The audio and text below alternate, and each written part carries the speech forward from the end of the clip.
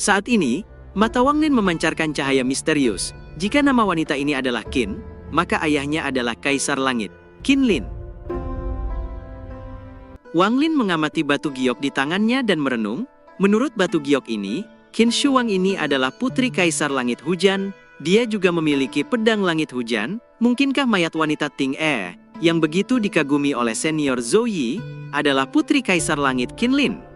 Pikir Wang Lin, melambaikan tangannya, dan pagoda Zhou Yi mendarat di tanah. Tangannya membentuk segel, dan menunjuk ke pagoda, dan mayat Ting E perlahan melayang keluar. Wang Lin menatap mayat Ting E, dan mulai berpikir lebih dalam. Kedua jarinya membentuk pedang dan mengayunkannya. Segera bilah angin melesat keluar, dan luka kecil langsung muncul di pergelangan tangan Ting E. Namun sebelum darah sempat mengalir keluar, luka itu segera menghilang dan pulih kembali. Wang Lin sedikit mengernyit, pikirannya bergerak dan energi pedang Ling Tianhou memasuki jarinya, lalu membuat luka lain di pergelangan tangan wanita itu. Meskipun penyembuhannya masih cepat, kali ini jelas lebih lambat. Setetes darah menetes, dan Wang Lin menangkap setetes darah itu, lalu melambaikan lengan bajunya, dan mayat Ting Er kembali ke pagoda. Aku hanya perlu mengujinya untuk melihat apakah Ting Er benar-benar Qin Shuang, pikir Wang Lin menekan setetes darah ke batu giok, tanpa ragu.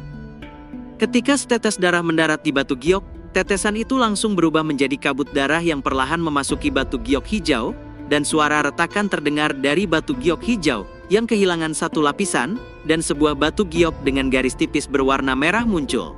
Wang Lin menatap warna merah pada lapisan batu giok yang berubah dan melihat segel pada dua bagian terakhir. Batu giok ini telah terbuka. Ting Er, dia sebenarnya Qin Shuang, seru Wang Lin terkejut.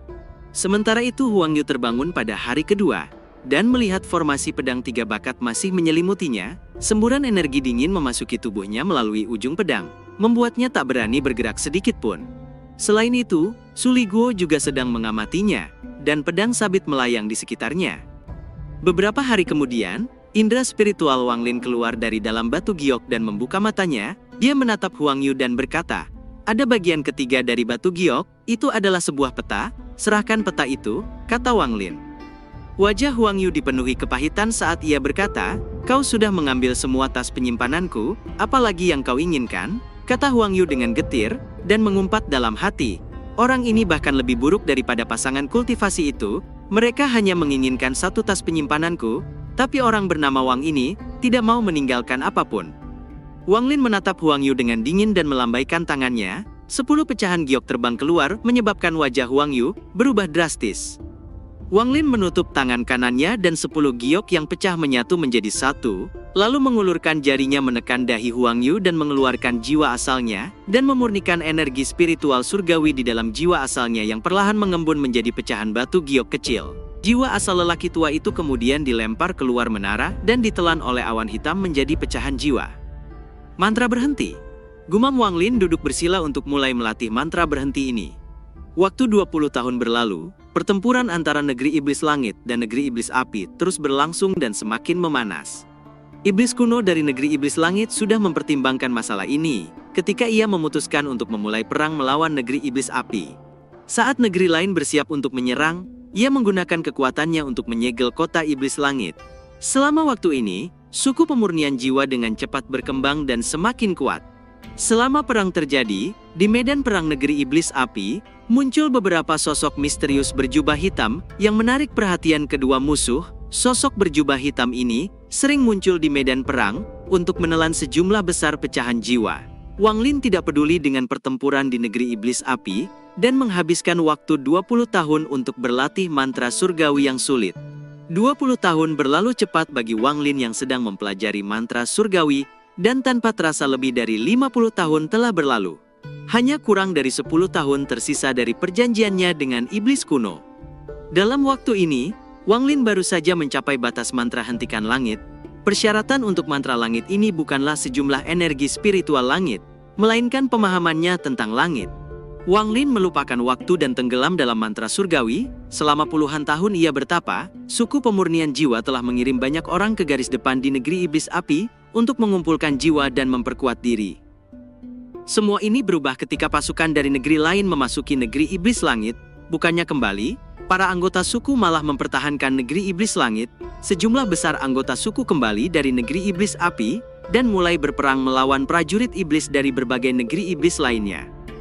Ketika para prajurit dari negeri iblis lain menyadari kalau mereka tidak dapat merebut kota iblis langit karena disegel oleh iblis kuno, mereka mengalihkan perhatian mereka ke suku pemurni jiwa. Namun tidak semua negeri iblis mengincar suku pemurni jiwa, hanya 2 pemimpin yang mengincarnya, sehingga 5 negeri sisanya mengalihkan perhatian mereka ke negeri iblis api. Pada saat ini, negeri iblis air dan negeri iblis guntur mengirimkan seorang wakil panglima tertinggi dengan 100.000 pasukan iblis, 1 datang dari utara, dan 1 lagi dari selatan. Kedua pasukan itu mengepung suku pemurni jiwa. Wakil panglima tertinggi negeri iblis air adalah seorang wanita cantik, dan matanya memancarkan cahaya dingin. Di sampingnya berdiri beberapa jenderal iblis. Sedangkan wakil panglima tertinggi negeri iblis guntur, Lei Hong, adalah seorang pria parubaya yang kekar. Dia satu-satunya orang yang tidak mengenakan baju zirah. Ada kilatan petir yang menyambar dari tubuhnya. Suku liar ini punya harta karun yang luar biasa. Ini menarik, meski perjalanan ke negeri iblis langit ini sia-sia, namun membawa harta ini untuk kaisar iblis bukanlah pilihan yang buruk. Gumam Lei Hong dengan mata berbinar dan melangkah maju menyebabkan tanah di bawahnya hancur, dan retakan hangus di tanah mulai menyebar. Tubuhnya dengan cepat melesat-melesat menuju awan hitam. Kecepatannya luar biasa, ia telah mencapai ascendan tahap awal. Hanya dengan 1 langkah, ia melintasi jarak yang jauh dan tiba di samping penghalang awan hitam yang mengelilingi suku pemurni jiwa. Gelombang energi spiritual di sekujur tubuhnya membentuk perisai yang mendorong awan hitam itu mundur. Di dalam suku pemurnian jiwa, ekspresi Ouyang tampak tenang sambil menatap langit. Di tanah, semua anggota suku pemurnian jiwa duduk bersila dan berkonsentrasi penuh. Ouyang berteriak, "Jiwa-jiwa, berpencar!" Tiba-tiba semua anggota suku melepaskan semua pecahan jiwa yang telah mereka kumpulkan, akhirnya berubah menjadi kabut hitam yang nampak seperti sungai hitam yang menerjang ke arah Lei Hong. Melihat itu, Lei Hong tersenyum dingin dan menyerbu ke depan sambil melancarkan pukulan yang berubah menjadi naga guntur yang mengamuk menuju sungai hitam yang mengalir. Tak jauh dari sana, Yun Luo menatap pertempuran dengan dingin dan bergumam, Lei Hong ini meremehkan awan hitam ini. Salah satu jenderal iblis di sampingnya terkejut dan bertanya, "Tuanku, mungkinkah ada rahasia tersembunyi di balik awan hitam ini? Apakah wakil panglima guntur mampu memecahkannya?" Yun Luo sedikit mengernyit, awan hitam ini sangat aneh dan memiliki banyak pecahan jiwa. Jika tidak ada yang mengendalikannya, wakil panglima guntur dapat dengan mudah menghancurkannya. Namun, jika ada yang mengendalikannya, saya khawatir dia harus mengerahkan seluruh kemampuannya untuk menghancurkannya, kata Yun Luo. Naga petir mengeluarkan raungan menggelegar dan menyerbu ke arah awan hitam yang terbentuk dari pecahan jiwa seluruh anggota suku. Saat keduanya saling menghantam, gelombang kejut yang dahsyat muncul dan menyapu sekitarnya. Sebuah celah muncul di awan hitam akibat gelombang kejut ini, lalu sungai hitam menghilang dan Lei Hong mencibir, "Hanya sekelompok semut rendahan berani menyerangku," kata Lei Hong sambil melangkah masuk melalui celah di awan hitam. Para prajurit iblis yang melihat itu segera bersorak. Yun Luo tak jauh dari sana, ia sedikit menggelengkan kepalanya. Pertempuran ini sudah selesai, mulai hari ini, suku pemurni jiwa ini akan lenyap. Tunggu Lei Hong mengambil kabut hitam, lalu tangkap anggota sukunya. Kalau ada yang berani melawan, bunuh saja mereka, kata Yun Luo mencibir. Beberapa jenderal iblis di sekitarnya segera mengangguk. Lei Hong langsung melangkah masuk ke suku pemurni jiwa dengan 1 langkah sambil menyeringai, seolah telah melihat kepanikan dan ketakutan semua anggota suku. Namun, saat ia masuk, ia langsung terkejut. Tanah seluas 50 km ini dipenuhi anggota suku pemurni jiwa yang duduk bersila sedang menatapnya. Hanya saja tidak ada kepanikan di mata mereka seperti yang diharapkannya. Sebaliknya, mata mereka nampak tenang, bahkan ada rasa dingin yang tajam dalam tatapan itu. Langkah Lei Hong tanpa sadar melambat. Dari posisi ini, ia bisa melihat bahwa di tengah-tengah suku itu, ada tanah kosong selebar 5 km dengan sebuah menara tinggi di tengahnya. Begitu melihat menara itu, mata Lei Hong menyipit. Dengan pengetahuannya, ia tentu tahu bahwa setiap suku besar memiliki keyakinannya masing-masing. Dan menara ini jelas merupakan inti dari keyakinan mereka. Lei Hong mencibir, "Setelah aku menghancurkan menara ini, aku ingin melihat apa kalian masih bisa memiliki tatapan seperti itu," kata Lei Hong langsung menyerang menara itu. Tak seorang pun anggota suku yang duduk di sana berbicara, mereka hanya menatap dingin ke arah pria kekar itu. Keheningan semacam ini bagaikan tekanan tak kasat mata, yang membuat Lei Hong samar-samar merasa ada sesuatu yang salah. Namun, ia tetap percaya diri dengan kultivasinya di tahap awal Ascendan. Ia mendengus dingin saat mendekati menara dan hendak mengayunkan tinjunya, namun satu suara bergema tiba-tiba terdengar dari menara. "Berhenti!" Saat suara ini muncul, waktu seolah berhenti, bahkan awan hitam pun tak bergerak, dan sebuah kekuatan tiba-tiba muncul dan menyelimuti tubuh Lei Hong, menyebabkan tubuh Lei Hong menjadi kaku, dan kilatan petir yang terus menyambar di tubuhnya pun berhenti. Tubuhnya berhenti di udara, sama sekali tidak mampu bergerak. Di saat yang sama, auranya pun lenyap sepenuhnya. Tinjunya sudah membentuk setengah busur, tapi tidak akan pernah bisa dilepaskan, satu-satunya yang bisa bergerak hanyalah matanya. Saat ini, teror muncul di matanya, itu adalah sesuatu yang belum pernah ia alami sebelumnya. Jika ketakutan di matanya diibaratkan lautan, maka lautan itu bisa menenggelamkan seluruh negeri roh iblis. Sosok Wang Lin perlahan keluar dari menara, rambutnya tergerai di belakangnya, dengan jubah putih yang dikenakannya, ia bagaikan seorang dewa. Setelah keluar, ia bahkan tidak melihat ke arah Lei Hong dan melambaikan lengan bajunya, dan Lei Hong langsung tertiup angin kencang. Tubuhnya terlempar keluar dari awan hitam, dan terbanting ke tanah dengan keras dan memuntahkan darah. Ia masih tak mampu menggerakkan tubuhnya sedikit pun. Suasana sekitarnya mendadak menjadi benar-benar sunyi, mata Yun Luo tiba-tiba menyusut dan pikirannya kosong, namun, ia segera tersadar dan berteriak, "Cepat, mundur!" Sayangnya, sudah terlambat. Wang Lin yang tangannya berada di belakang punggungnya, melayang keluar dari suku pemurnian jiwa. Para anggota suku pemurnian jiwa memancarkan niat membunuh dan segera mengikutinya. Ekspresi Yun Luo langsung berubah dan berteriak, "Bentuk formasi!" Para prajurit yang melihat itu nampak pucat dan terkejut. Mereka semua dengan cepat bergerak hendak membentuk formasi, namun suara Wang Lin kembali terdengar, "Berhenti!"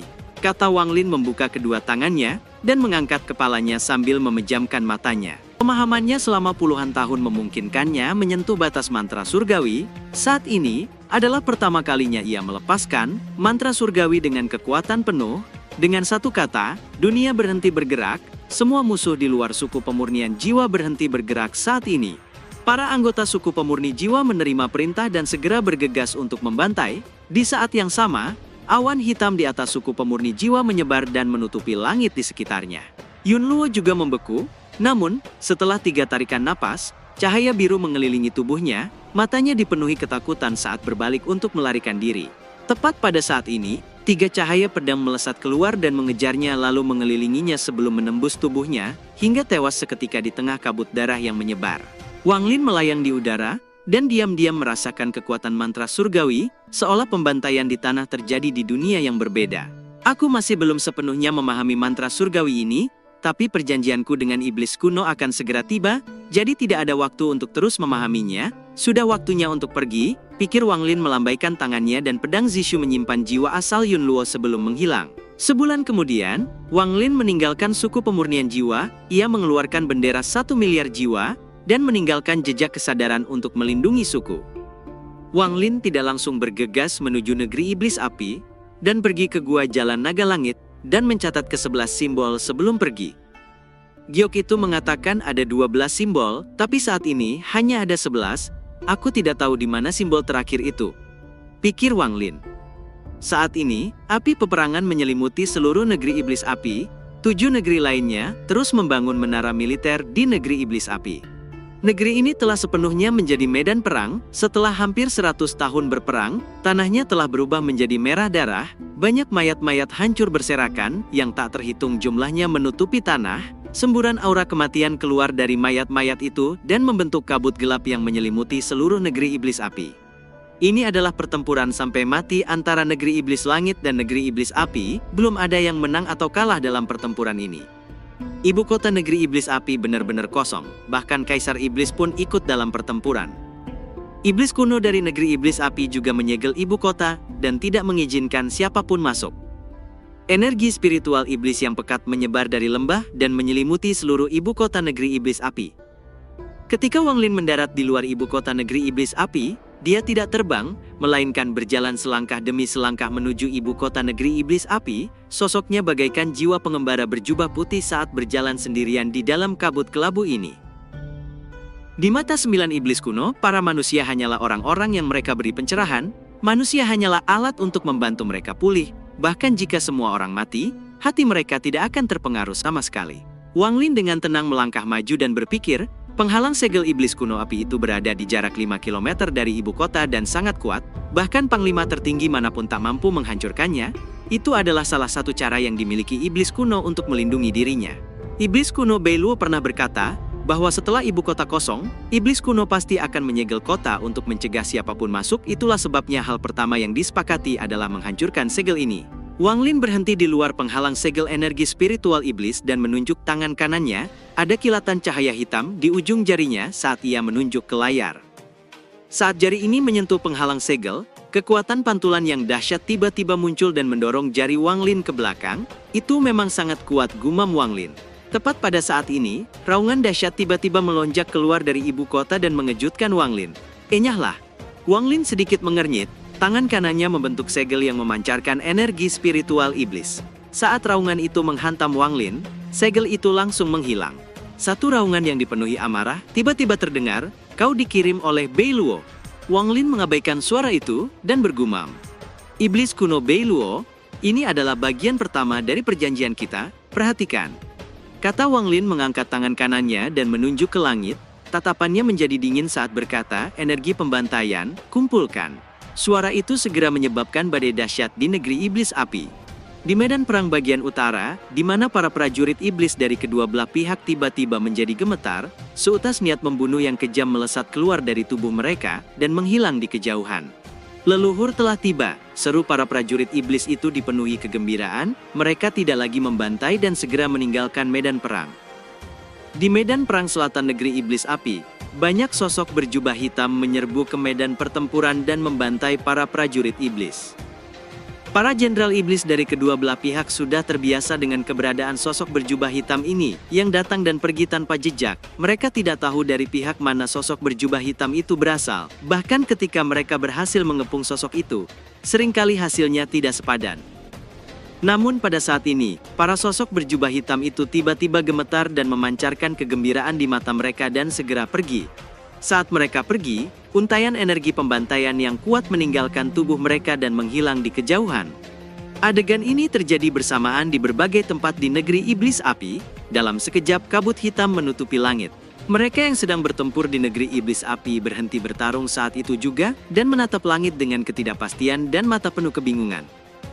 Tidak hanya banyak anggota suku pemurnian jiwa yang tersembunyi di dalam prajurit iblis dalam 100 tahun terakhir, bahkan banyak jenderal di kedua belah pihak adalah anggota suku pemurnian jiwa. Pada saat ini, banyak jenderal iblis di negeri iblis api sedikit gemetar, seutas energi pembantaian keluar dari kepala mereka dan menghilang di kejauhan. Pada saat ini, 100.000 helai energi pembantaian datang dari segala arah menuju Wang Lin, menyebabkan gelombang gemuruh dahsyat di langit ketika Wang Lin berada di tengah pusaran raksasa saat 100.000 helai energi pembantaian itu melesat ke arahnya. Cahaya merah melonjak di mata Wang Lin, jantung pembantaian dan energi pembantaian menyatu menjadi inti dari jalan pembantaian. 100 untai energi pembantaian menutupi langit, terbelah menjadi dua dan berubah menjadi 200.000 helai energi pembantaian. Namun itu belum berakhir. 200.000 helai terbelah lagi, dan terbelah lagi sebelum akhirnya terpecah menjadi 1 juta helai energi pembantaian.